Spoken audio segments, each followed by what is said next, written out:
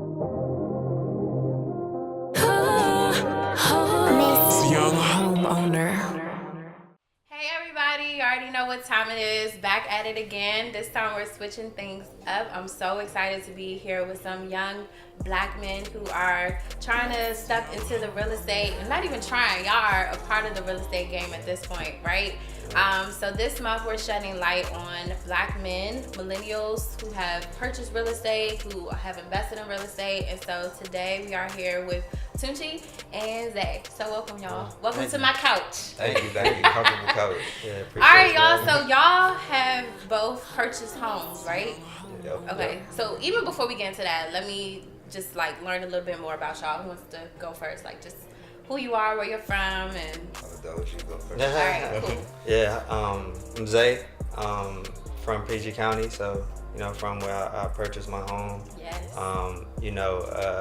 Right now staying out in Virginia, went to school in Virginia, so kind of settled out there right now. But yeah, planting some seeds back home. You can shout out your alma mater if you like. Yeah, shout out UVA, national champions. Okay. I know what it is. Okay. Okay. All right. All right. So my full name is Baba Tunji. I go by Tunji. Also purchased my house where I was born and raised, PG County. Just bought it last year. What else you want to know? I went to the University of Maryland, College Park. Okay. So you stay local. Yep. In-state tuition. Yes. It's been a blessing. Yes, Lord. We can speak on it a little bit more down the line, but that in-state tuition would help me get this house down the line. Yeah. That's a good point. That's a good point. So I won't go into too much detail. So what made y'all want to like buy a home? Because y'all could have rented. Y'all could have like got a bomb like 2-bedroom downtown DC. What made y'all want to do something different and invest? Well, honestly, I mean, it was a couple factors that played into it. Honestly, but I studied finance and management in school, so I kind of like to look at everything from a number standpoint, and just quite honestly seeing where interest rates were going with the Fed funds rate and everything raising compared to like my other debt obligations, like my student loans. Like the spread on that was starting to become a lot larger, and I was really allocating a lot of my money, my capital to the loan. So I was just like, you know what, way property values going in the DC area, Amazon coming, it was a lot of different kind of factors that played. Actually buying a home becoming more expensive with the interest rates. I just felt like it was a better place to put my money at the time. So and the opportunity to kind of, like I said, plant some seeds back home, kind of also paired it with that emotional aspect of it too. So I would say that was probably a couple of drivers to that.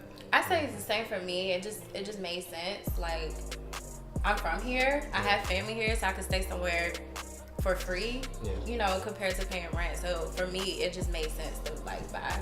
What about you? I'm kind of I'm on the opposite end. So I'm the youngest of 4, and my brother is 10 years difference, and he also purchased his first home at 25. Oh, so okay. I know your mama proud. Yeah. So that was kind of like the competition piece in my head. But outside of that, I was traveling a lot. I'm a consultant, so I was traveling a lot. I had a client in Tampa, and I know I wanted to move back home, and I just didn't want to move back in with my parents. And my sister was a real estate agent, so I just linked up with her. She told me to get my money up, so I went back to school, went to get my MBA, got my money up, positioned me a little bit better to purchase my first home. So you had a whole strategy around it. Yeah, I mean, it was a strategy, but I didn't go into as much detail as him as far as like looking at Fed rates and all of those type of things. I was just told African household, as long as you have good cash value, you know what I'm saying? It's in comparison to like cash to debt. I didn't have any student loans. I wasn't paying on the car. Right. Anything. You was in a good position. Okay. So that was pretty much what drove my position to purchase a home. And plus, I'm a little older guy. I'm only 26 now, but people gonna be watching this like older. I mean, 1 year older than me. Older, bro. True. Oh yeah. Don't put that on the not old. All right, how about season? Right. There you go. Season. I was seasoned out here. So I just wanted to get in while I can. I was just searching on Redfin, and the house kind of fell in my lap. and I sent it to my sister. My sister was around the corner at my other sister's home that she just purchased out of Marlboro. So, Oh, your mom is real proud. yeah, Yes. you know, African household. There we go. You know, we stick to all those, you know, stereotypes of Got just you. being successful kids. But nah, you know, I'm really a product of my family. Like, they really helped me position myself well That's to what's purchase up, a home. yeah. So yeah. So that was something I was gonna ask you guys about. Like, do you feel like real estate was discussed in your household, like growing up? Like, was that something your parents talked to you about as a kid, or even like in high school? Yeah. I mean, I definitely think it was like, you know, a hovering topic. It wasn't something that wasn't, you know, necessarily like pressed on myself, or I'm the only child, so but I had cousins and we all stayed in the same house at one point. So Okay. it wasn't you know, pressed on us, I would say, per se, you know, growing up. And a lot of you know, my aunts and my mom, like, we rented everything, you know, forever. And even up until, honestly, college, you know, credit was a bad thing. You know what I mean? In our household, The 'cause C word. yeah, you know what I mean? So, like, just all the things surrounding, I guess, the process and what you need to do to purchase a home, you know, the process, it wasn't, you know better, you do better kind Yeah. of thing. And we were surrounded by, you know, a family that didn't know Right. They as didn't much. know. Right. You know what I mean? Wasn't educated as much, you know. Right. You said you were the first male in your family to buy a home. Since my granddad. Since your granddad, Yeah. So to carry my family. My dad, you know what I mean? Me and him don't share the same last name, and he's purchased a few, you know, investment properties. Okay. You know, as I gotten older. But yeah, it wasn't anything I would say that was like pressed on us and like something we had to do. Yeah. I would say, like, for me, my parents always told me to invest, but like I think they were figuring it out while telling me. Yeah. You know, I saw my stepmom buy a home, but that was like in third grade, you know, so I didn't really know. Right. Till I got older, but I know with my kids it's something that I want to embed in like the culture of our household early. You know what I'm saying? Right. So, what about you? So like I had mentioned before, I'm the youngest of four. So a lot of your sister's a real estate agent, your other sister bought a home, your brother so bought a home. everyone in my family, as far as my siblings, have already purchased a home. So I had the best like advice and resource to go to, you know, outside of my parents. Of course, my parents are very knowledgeable. The two homes that we owned in like Glenarden, my father still owns and rents out. Nice. So he knew the game, he knew everything. So he knew, like, it wasn't like every day I would come home, he'll sit me down and be like, hey, this is the game plan for buying a house. But it this was is what equity means. Exactly. Like, yeah. But it was definitely awesome, like, okay, you know, coming to America, like, he raising my oldest brother was important to my parents. And so everything my brother did, you know, trickled down on us as far as like, you know, doing the right thing, going to school for the right things, and then making sure you're in a position to purchase a home, start a family, things like that. Yeah. So, you know, I was cool with my brother and my siblings, and, you know, my sister, she just, me and my oldest sister, but like she's like number 3, I'm number 4. She just recently got married and she purchased a home. So I was just the last one in the house at that point. And, you know, I was just like, hey, I just finished school, got my MBA, you know, more money. My sister was in real estate, so that's just the story. You blessed. Just really yeah. Grateful every day. So to that point, like your sister being a real estate agent, do you think your process was easy to buy your first home? Not at all. I think, I don't know, I put a lot of stress on myself as far as, you know, the reason why I applied for a new job and got my MBA and things like that. Like, I knew I wanted to move out. So even though like she got in the process, I didn't have to deal with too many people. I know there's a lot of like agents out there that'll tell you lies and you can run around and just try to get you in the home so they can get that quick commission.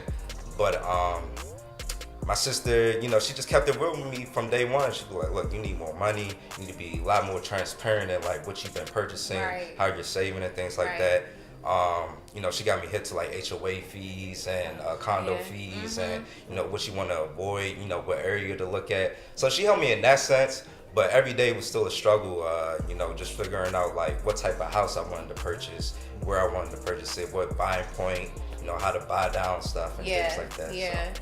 And that's like season 1 of our videos. We're talking about all the stuff you need to do before you even get an agent. Because people think like, let me just sign up for these Zillow alerts and I want to go look at homes. But it's like, no, you got to assess your finances. You got to figure out how much mortgage you can afford, where you want to live, what type of ordering home. something on Amazon. Yeah. Like one click and it's at your door. It'll be good. Yeah, you got to really think things through. Yeah.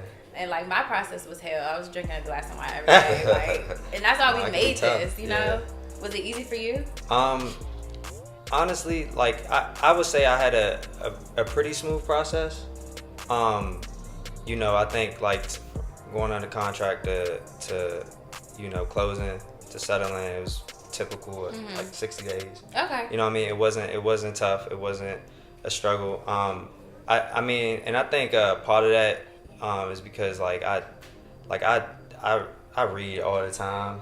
So like everything like I'm about to approach, like sometimes it could be a curse and a blessing. Like so it can hinder you from making choices as quickly. But I'm like, so like I need to know every detail about something before I do it. So like, you know, learning about how to, you know, get certain tax credits and stuff like that, and bringing up stuff that, you know, with my lender and my loan processor that maybe they wasn't bringing up to me.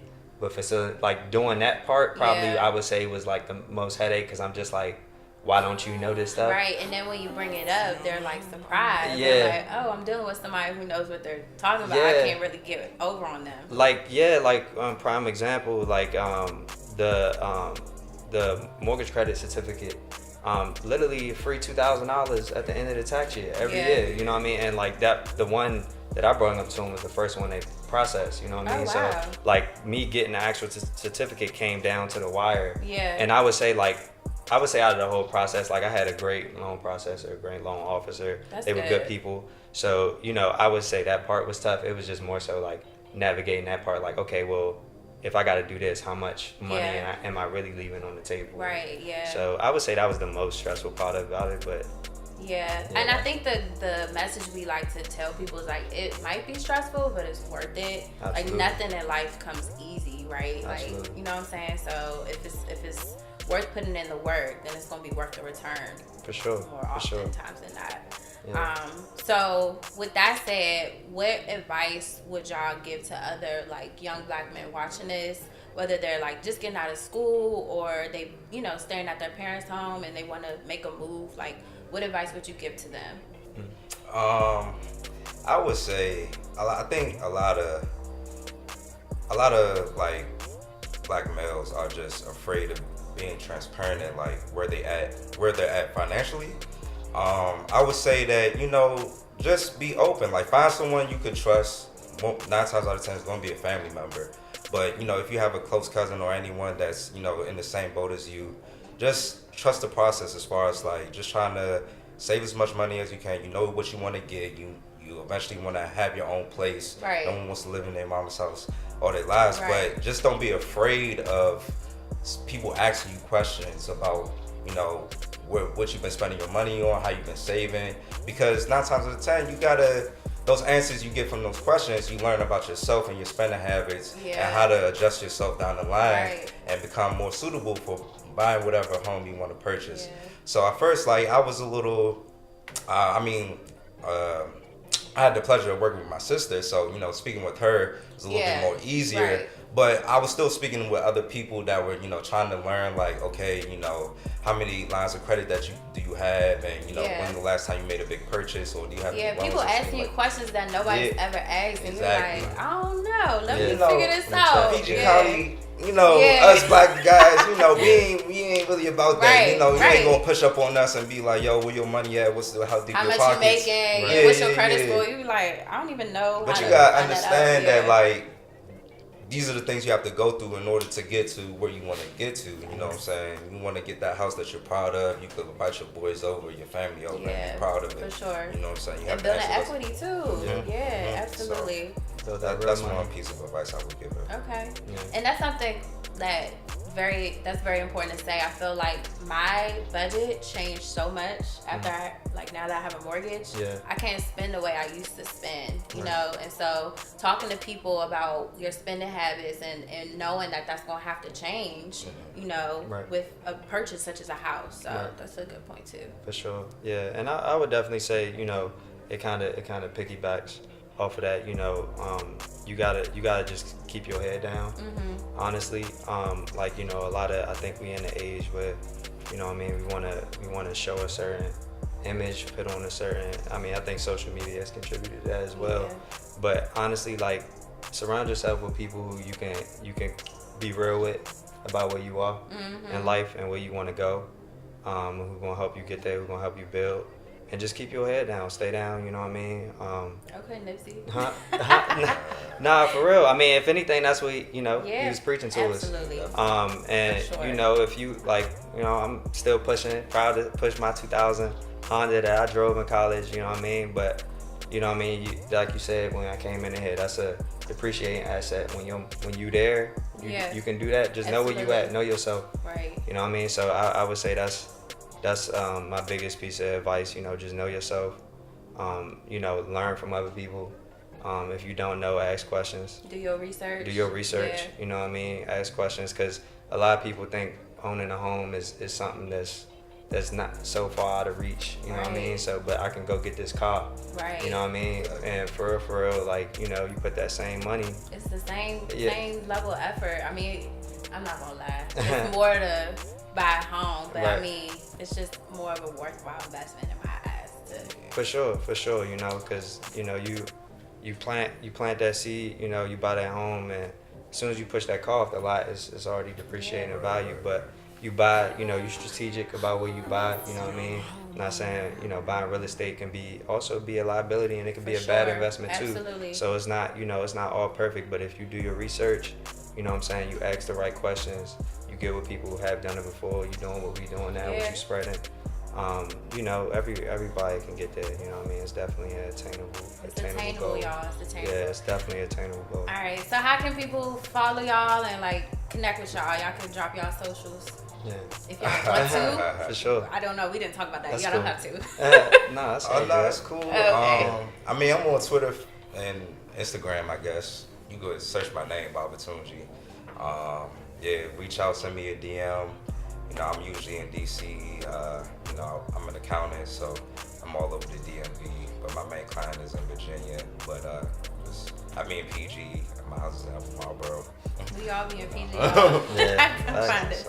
Yeah, it's growing, it's building. Y'all can at Zayron, you know, _, I think. At Zayron _ Yeah, I think that's my Instagram right there. I don't have Twitter or nothing like that. But and I mean, if y'all have any like questions, Zayron@gmail.com is my email, so feel free to reach out that way as well. You know, I'm always open to spread information. Or you can connect with her, and then she'll. Yeah, we got you. We got you. You'll get in touch some way. Yeah, we'll put you in contact. We want to see more black men buying real estate, you know. Yeah. So thank y'all for being here, spreading y'all message, and hopefully, you know, through this, we can inspire other people to get on this real estate train. For sure. The marathon continues. The marathon